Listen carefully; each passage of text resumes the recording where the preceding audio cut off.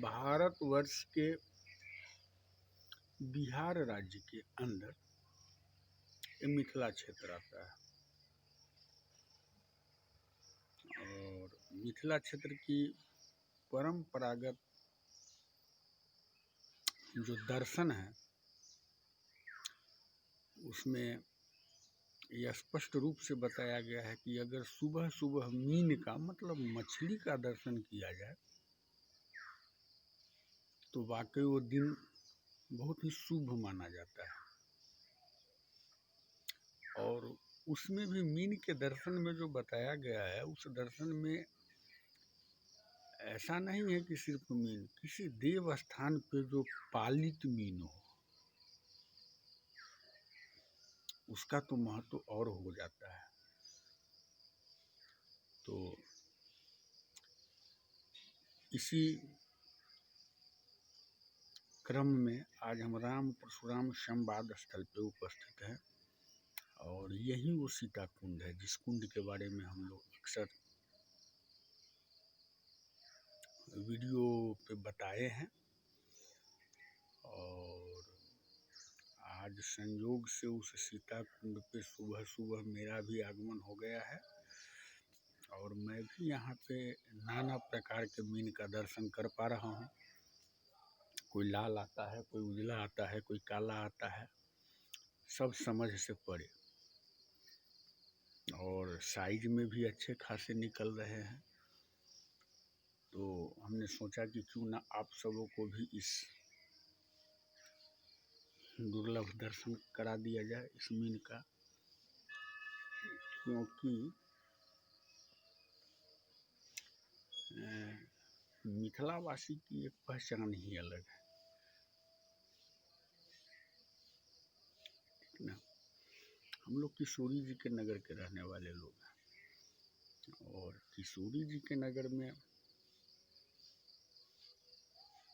अगर ये सब हम ना देख पाए तो फिर कहाँ देखेंगे। यही वो सीता कुंड है और इस कुंड की जो महानता बताई गई है दंत कथाओं के अनुसार वो ये है कि यहाँ पे भगवान राम जब विवाहोपरांत अयोध्या के लिए प्रस्थान किए थे तो एक रिवाज होता है मिथिला के अंदर वो रिवाज का नाम है पद प्रक्षालन। जब लड़की की विदाई होती है तो उस विदाई क्रम में थोड़ा सा मीठा में जैसे गुड़ हो, शक्कर हो, मिठाई हो वगैरह खिला करके और पानी पिला करके तब विदा किया जाता है। तो इस क्रम का नाम है पद प्रक्षालन और इस पद प्रक्षालन के क्रम को ही जो किया जाता था तो ये पद प्रक्षालन पहले जो बड़े बड़े राजा महाराजा लोग हुआ करते थे वो अपने राज्य की सीमा तक, तो सीमा तो वैसे जनक जी का काफ़ी बड़ा था लेकिन एक ऐसी सीमा भी निर्धारित होती थी कि जहाँ तक मेरे राजमहल का सीमा है। ये एक बहुत बड़ी चीज़ होती है, राज्य की सीमा और राजमहल की सीमा, दो सीमाएं वहाँ पे निर्णायक सीमा माना जाता था। तो हम लोग राजमहल की सीमा के बिल्कुल बॉर्डर पे खड़े हैं क्योंकि 12 कोस की दूरी पे राजमहल की सीमा रखी जाती थी, न कि राज की। तो हम लोग मिथिला के राजमहल की सीमा पे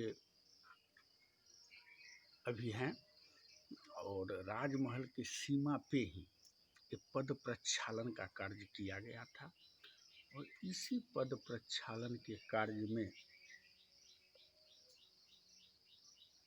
ये दंत कथा बताई जाती है कि यहाँ पे माता जानकी आचमन की हैं और वो जो आचमन की है उस आचमन से इस कुंड का निर्माण हुआ है, इसलिए इस कुंड का नाम यहाँ पे सीता कुंड के नाम से जाना जाता है। तो ये माता जानकी का आचमन किया हुआ कुंड है, इतना पावन, कितना पावन यहाँ का जल है। और एक चीज़ और यहाँ पे सौंदर्यीकरण का कार्य हुआ था। सौंदर्यीकरण के लिए हमारे बिहार सरकार की तरफ से कुछ फंड भी आया था। उसमें 4-4 पंप सेट लगाया गया, लेकिन इस कुंड का पानी कभी खत्म नहीं हो पाया, क्योंकि इसकी प्रवाह अविरल प्रवाह है। कहाँ से लिंक है पता नहीं, लेकिन ये कुंड का पानी खत्म नहीं होता है। अद्भुत है, अलौकिक है। चलिए, ज़्यादा से ज़्यादा आप लोग हमारे इस वीडियो को शेयर करें, चैनल को सब्सक्राइब करें, जुड़े। हम अक्सर आपको ऐसी धार्मिक और मार्मिक कथाएं दिखाया करेंगे। जय श्री राम।